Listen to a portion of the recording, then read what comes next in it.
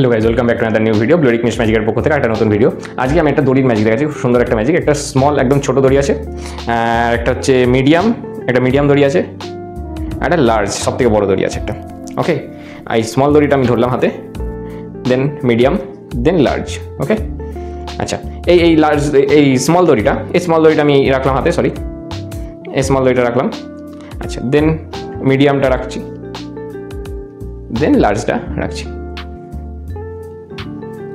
Extra part তিনটে দড়ির আগা আর তিনটে দড়ির মাথা এদিকে আছে। আর আমার কাছে তিনটে দড়ি প্রথমে অসমান ছিল, একটা ছোট, মাঝারি, দেন সবথেকে বড়।